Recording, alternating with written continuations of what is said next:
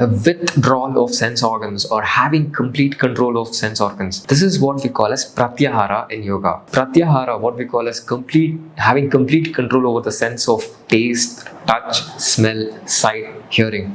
It's not that easy.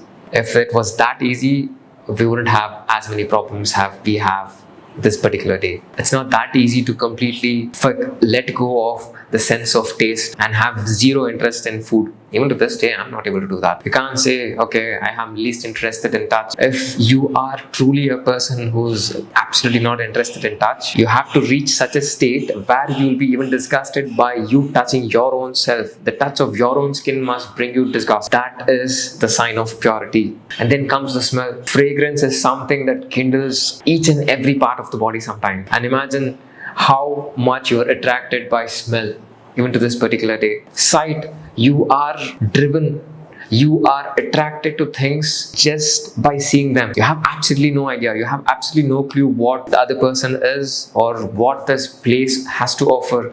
But just this one single sense of sight builds up an ocean of emotion within you, and then you end up traveling to that place or having a conversation with that person. And the last one is hearing. You listen to something melodious, you listen to someone who shares something that makes sense to your life. What is it that you do? You start to hear them more often. Now imagine you letting go of all these things. If you are a person who has least interested in sense of taste, touch, smell, sight and hearing, only then you can tell, okay, I've reached a state where I have complete control over the senses. This is what is the meaning of pratyahara. If you say, okay, you're someone who has complete control over all the senses, and if this is not happening, then you have absolutely no control of anything at all. Forget about senses. Pratyahara, it doesn't happen out of nowhere. It takes years and years of practice. And pratyahara, the withdrawal of the senses or having complete control over the senses, is the fifth stage. You have to pass through the first, second, third and the fourth in order to reach here. You have to follow a lot of ethical disciplines that are needed for you to call yourself as humans. You have to follow some moral obligations so that you stay true to yourself. And then you have to do a lot of practices so that